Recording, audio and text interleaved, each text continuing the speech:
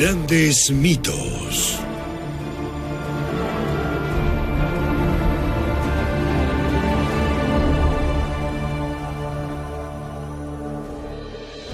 Prometeo, el rebelde del Olimpo.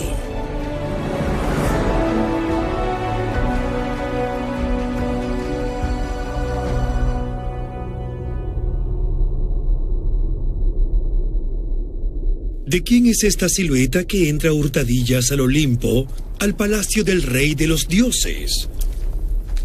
¿Un intruso aquí? Imposible. ¿Cómo ha osado entrar? ¿Por qué razón este personaje misterioso robó de los dioses el fuego sagrado? ¿Acaso ignora que le espera un terrible castigo? Todo comenzó hace mucho tiempo. Recordemos. Al principio de los tiempos solo existía el caos.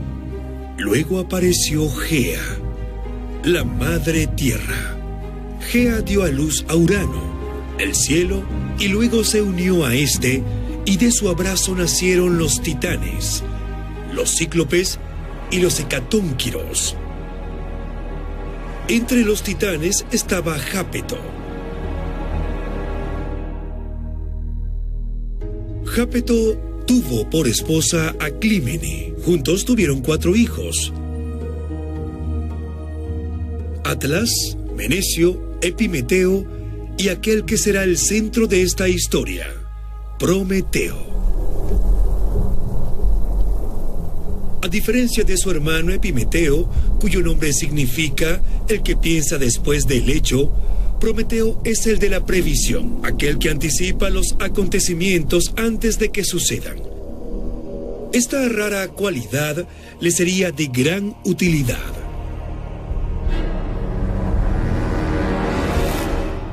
Cuando Zeus libró la guerra contra su padre Cronos, a fin de adueñarse del poder supremo, todos los titanes hicieron una alianza contra él. ¿Todos ellos? No, todos menos uno, Prometeo. ¿Acaso su nombre no significa el que piensa antes de actuar?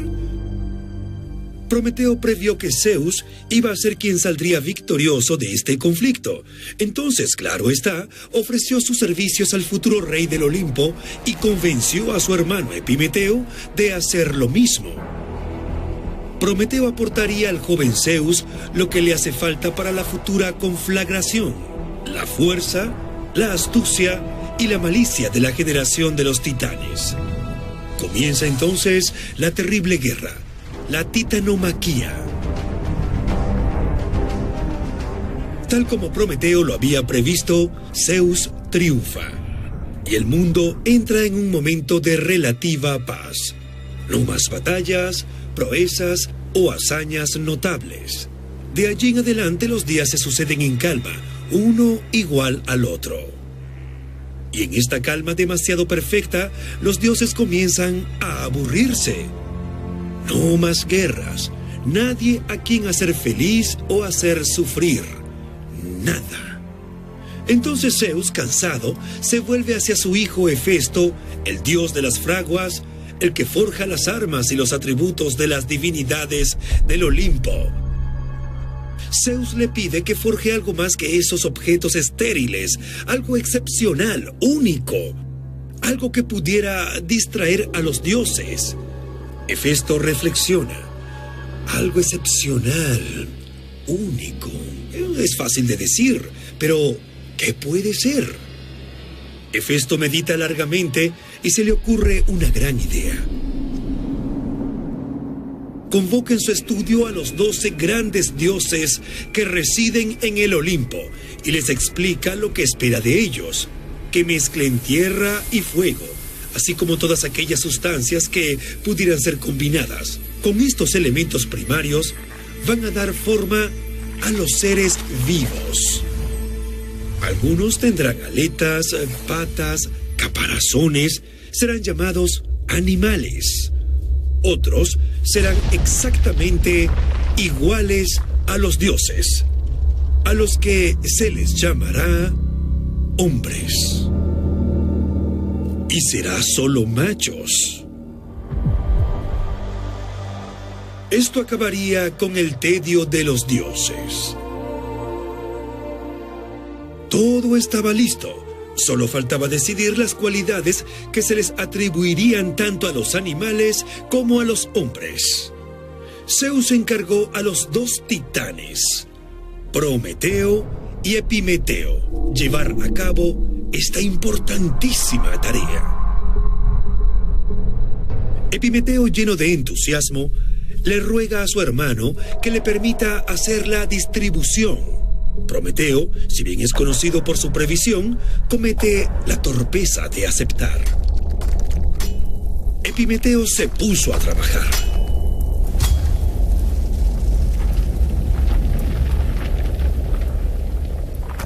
Dotó a algunos de fuerza, a otros de velocidad, a unos les dio pelaje para protegerlos de la intemperie, a otros les dio pezuñas, a otros incluso un cuero pesado. Una vez terminado su trabajo, se puso de pie y frotó sus manos. Pero, ¿y los hombres? En su afán, Epimeteo había olvidado por completo a los hombres.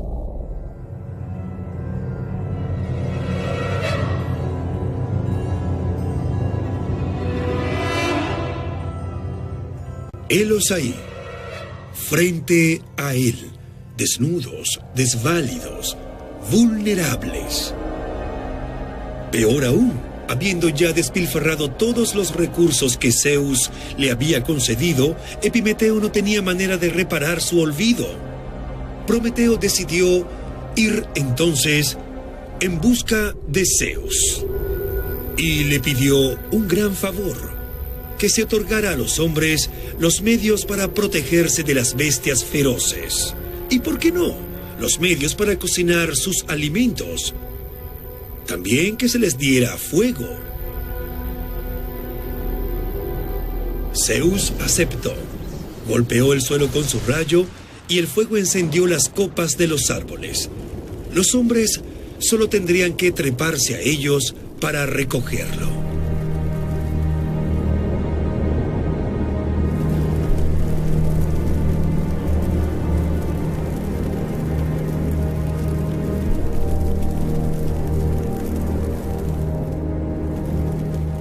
Era la edad de oro.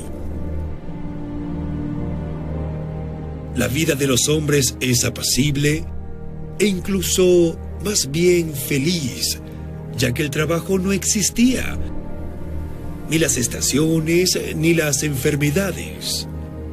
El trigo crecía sin necesidad de sembrarlo. Con frecuencia hombres y dioses se reunían para celebrar suntuosas fiestas. La existencia fluía sin la menor preocupación.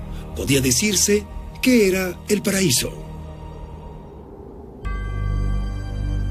Solo una cosa diferencia a los humanos de los dioses: la inmortalidad. Y aún así, para aquel entonces, los hombres no morían realmente. Cuando llegaba el momento, sin fatiga ni sufrimiento, ellos se quedaban dormidos. De forma apacible, el dios del sueño, Hipno, los llevaba con él a los verdes valles del mundo subterráneo, a un lugar llamado los Campos Elíseos.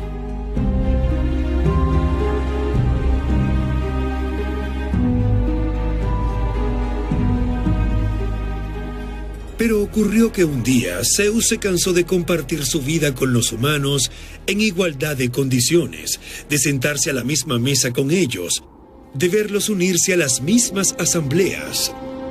Decidió que era hora de poner a los hombres en un lugar preciso del universo. Era el momento de traer un poco de orden al mundo.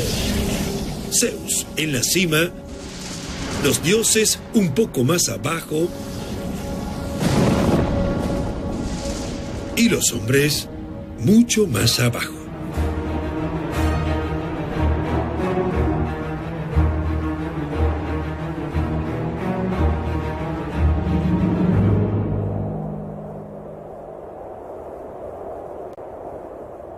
Zeus entonces organizó un gran banquete en la vasta llanura de Meconé, donde reunió a los hombres y a los dioses.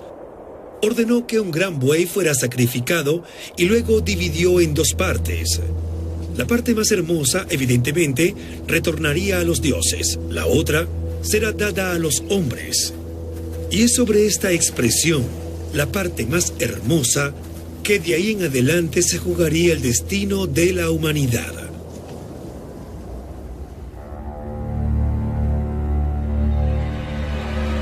Todos los dioses aprobaron la decisión de Zeus, excepto Prometeo, a quien no le gustaron estas nuevas reglas en lo absoluto. Temía, sobre todo, que a los hombres les fueran retirados los beneficios que se les había otorgado. Zeus le encargó hacer el sacrificio y dividir el buey. Prometeo estuvo presto a aceptar porque había tomado una decisión. Engañaría a Zeus. Prometeo sacrificó al animal. Comenzó por despojarlo por completo de su carne. Entonces juntó todos los huesos, solo los huesos, y los cubrió con una apetitosa capa de grasa. Visto como un todo, tenía una apariencia muy tentadora. Ahí tenía la primera parte. Era incomible, pero parecía ser la más hermosa. Entonces Prometeo recogió toda la carne, todo lo que era bueno y comestible, pero la disimula debajo de un montón de huesos y pieles muy gruesas. Esta segunda parte parecía repulsiva. Prometeo presentó las dos partes a Zeus. De acuerdo a su elección, se decidiría la frontera entre los hombres y los dioses.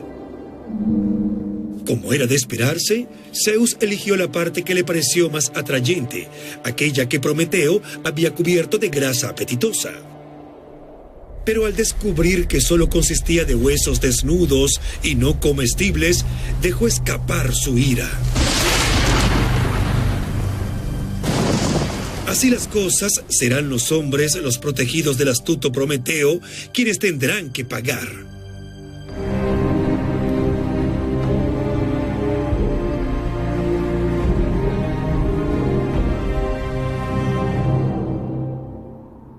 Primero Zeus decidió privarlos del trigo, el cual hasta entonces había crecido de forma natural, sin necesidad de sembrarlo ni cultivarlo. De esa forma, los seres humanos tendrían que trabajar para alimentarse y sobrevivir. Luego el Señor del Olimpo confiscó el fuego. Ese castigo fue terrible. Sin el fuego, era imposible cocinar el alimento para comer. Imposible alumbrarse cuando la noche cubría la tierra. Imposible producir calor durante los fríos días de invierno. Y también imposible defenderse contra las bestias feroces. Prometeo se apresura a la casa de Atenea, que era la gran diosa del Olimpo, y también hija de Zeus. Le gusta Prometeo. A ella suplicó por el caso de los hombres castigados por un error que ellos no habían cometido. Atenea se conmovió por las palabras de Prometeo. Es por esa razón que cuando él le rogó que lo hiciera ingresar de forma inadvertida en el Olimpo, pues ella aceptó.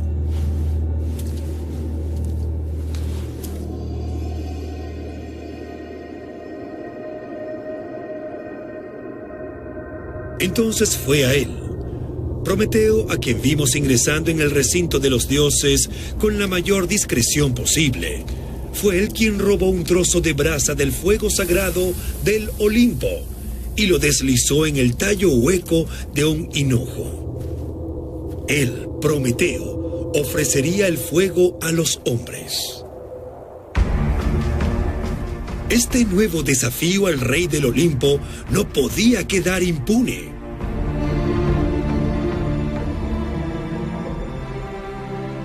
Zeus castigaría a Prometeo.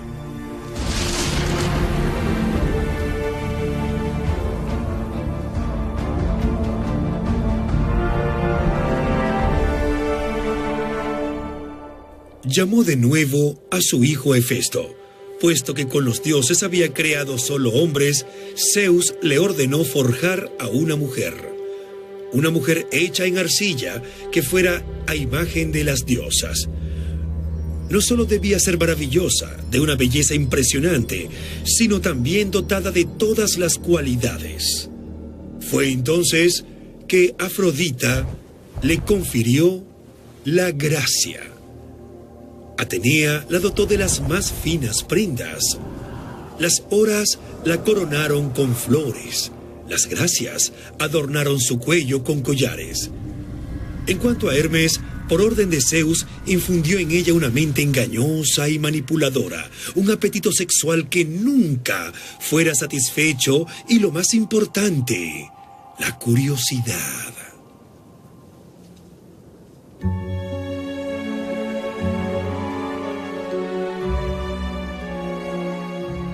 Se le da el nombre de Pandora.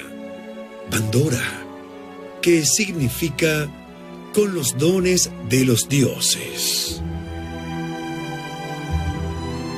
La maravilla fatal ahora está lista.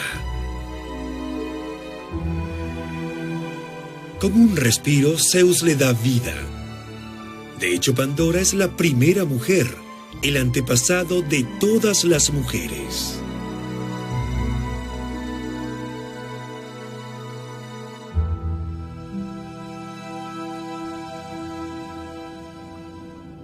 Pero sobre todo, Pandora era el fuego que Zeus introduciría en los hombres, sin necesidad de encender una llama. Un fuego tímido, como respuesta a aquel robado por Prometeo. Ahora solo debía deslizarse en la cama de algún hombre. Pero no cualquiera, sino uno que reflexione después de lo realizado. Sería Epimeteo, el que comprende las cosas cuando ya es muy tarde. El que más se asemeja a nosotros, en fin, aquel que hace planes sin cesar, aun cuando el curso de las cosas indique lo contrario de sus previsiones. Si queremos hacer reír a los dioses, solo hablemos de nuestros proyectos. Hermes entonces se dirigió hacia Epimeteo. Le entregó la sublime criatura. Epimeteo vaciló. Su hermano Prometeo le había implorado que rechazara cualquier regalo proveniente de Zeus, porque Prometeo lo sabía. A diferencia de su hermano, él podía prever y predecir, pero deslumbrado por la belleza de Pandora, el infortunado Epimeteo la recibió con los brazos abiertos. Pero había un detalle, el más importante. Antes de que Pandora fuera enviada a la tierra, Zeus le entregó una caja, una muy hermosa, decorada con ornamentos magníficos. En esta caja, cada dios deslizó algo dañino y destructivo. Es así como en esta caja se concentraron todos los males del universo. El hambre, la sed, las enfermedades, la muerte. Desde luego, Zeus recomendó a Pandora que no abriera la caja bajo ningún pretexto. Era justo eso lo que debía decirle para despertar su curiosidad.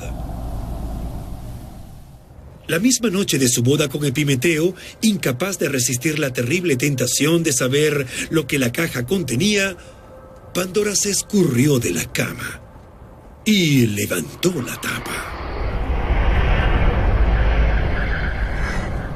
De inmediato surgieron todas las desgracias y miserias del mundo, todas las cosas horribles que afligirían las vidas de los seres humanos hasta el fin de los tiempos. Zeus había hecho estas aflicciones invisibles y silenciosas para que pudieran sorprender a los hombres en cualquier momento, sin dejarles tiempo para defenderse.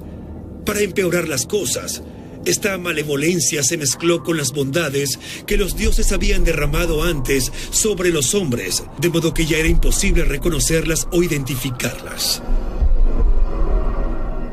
Atónita, Pandora cerró de golpe la tapa de la caja, pero ya era demasiado tarde. Prometeo había engañado a Zeus haciendo que algo pareciera distinto de lo que era. Los huesos desnudos cubiertos de grasa, el fuego robado escondido en un tallo de hinojo, así que Pandora era la respuesta del rey de los dioses a todos esos reveses. Bajo los magníficos encantos de Pandora, Zeus había ocultado los peores flagelos.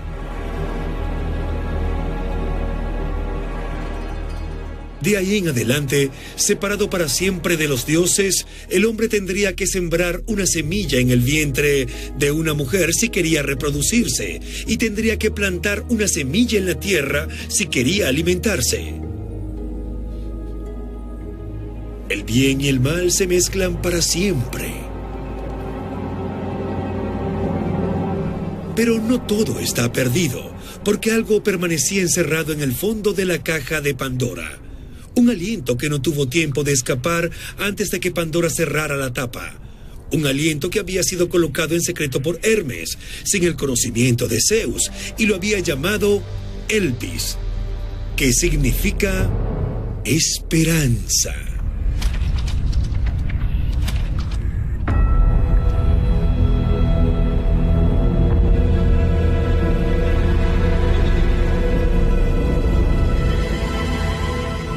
Así, aun en las peores tragedias, los humanos seguirán creyendo y esperando.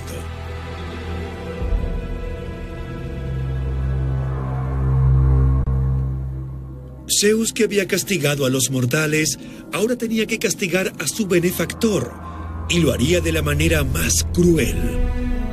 Zeus quería ponerlo de ejemplo.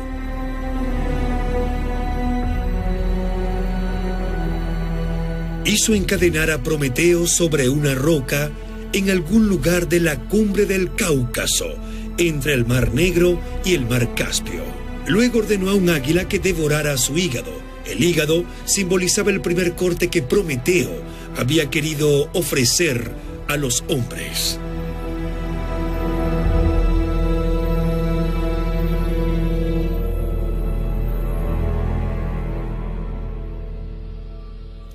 Todos los días el águila devoraba el hígado de Prometeo. Y para hacer este sufrimiento aún más terrible, todas las noches, mientras Prometeo agonizaba, su hígado se regeneraba. De esta forma, su suplicio duraría eternamente.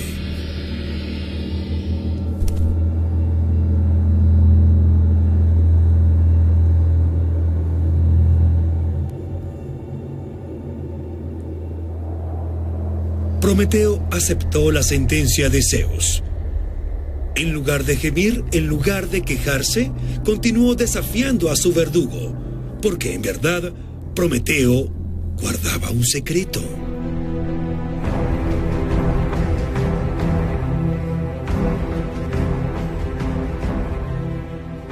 Un secreto terrible que se refería al futuro de Zeus. Él lo sabía. Es también por esta razón que no lo hace matar por el águila. Espera que Prometeo al final acceda y le revele el secreto. Pero Prometeo, encadenado, permaneció en silencio.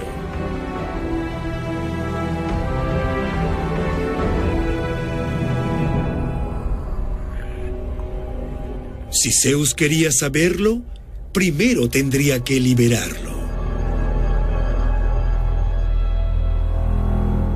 Y transcurren miles de años.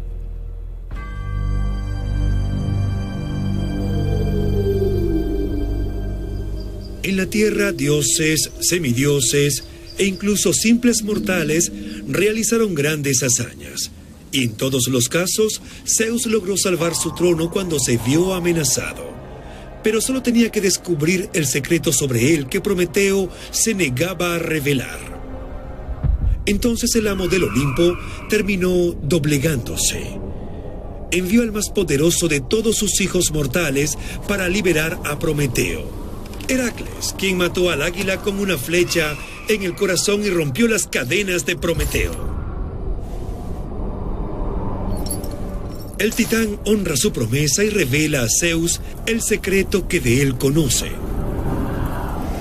Si Zeus se casara con Tetis, aquella ninfa de los mares de la que se enamoró con tanta pasión, ésta traería al mundo un hijo, uno más poderoso que su padre, el cual lo destronaría. Zeus, de inmediato, puso fin a su empresa amorosa e impuso a Tetis que se uniera a un mortal. Prometeo fue, por tanto, el dios que protegería a los hombres. Fue también una figura de rebeldía y sublevación, alguien que nos diría que desafiar el poder es algo honorable y en ocasiones incluso necesario. Pero también nos dice que no es correcto determinar el orden por nosotros mismos. Sin embargo, en su gran previsión, este pensamiento escapó de Prometeo mismo.